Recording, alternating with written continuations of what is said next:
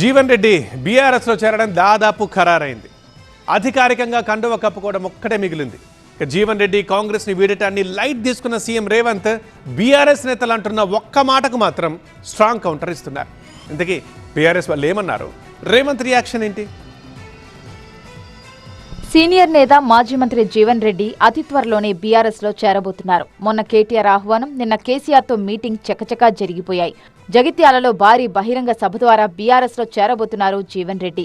ఈ నెల 20 లోపే బహిరంగ సభ ఉంటుందని, ఆ తర్వాతే పార్టీ ప్లీనరీ ఉండబోతోందని బీఆర్ఎస్ నేతలు చెబుతున్నారు.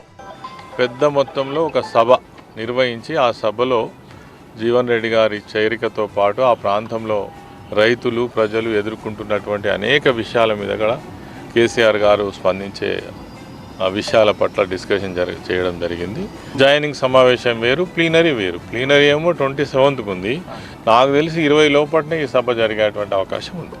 నాకంటూ ఒక గౌరవం లేనటువంటి పరిస్థితులలో మరి ఇప్పుడు వచ్చినటువంటి కొత్త నాయకత్వం ఏదైతే ఉందో సీనియర్స్ పట్ల వాళ్ళు వ్యవహరించినటువంటి తీరును నిరసిస్తూనే ఆయన బీఆర్ఎస్లో చేరడం ద్వారానే తెలంగాణ ప్రాంతానికి మేలు జరుగుతుంది, ప్రజలు నమ్ముకున్నటువంటి ఆశయాలు అనుగుణంగా ఆ ప్రభుత్వమే నిర్వహిస్తుంది కేసీఆర్ గారి నాయకత్వంలో అనేది వారి యొక్క అభిప్రాయం చెప్పడం జరిగింది.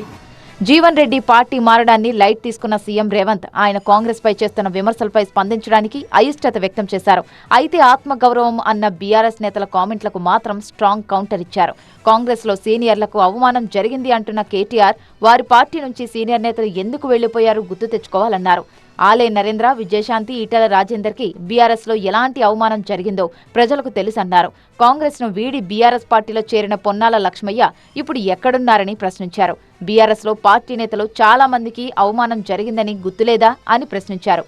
సిగ్గు లేకుండా కేటీఆర్ మాట్లాడుతున్నారని సీఎం రేవంత్ ఘాటుగా రియాక్ట్ అయ్యారు. ఢిల్లీలో ఉన్న ముఖ్యమంత్రి మీడియాతో చిట్చాట్లో ఈ వ్యాఖ్యలు చేశారు. జీవన్ రెడ్డి పార్టీ మార్పులో ఇప్పుడు కొత్త అంశం వెలుగులోకి వచ్చింది. సీనియర్లను గౌరవించడం లేదన్నది సెంట్రిక్ మారింది. బీఆర్ఎస్ విమర్శలకు సీఎం కౌంటర్ ఇస్తూ తమను విమర్శించే ముందు మీ పార్టీలో ఏం జరుగుతుందో తెలుసుకోవాలంటూ చురకలంటించారు. మొత్తంగా గౌరవం టాక్స్ ఎక్కడికి దారితీస్తుందో చూడాలి.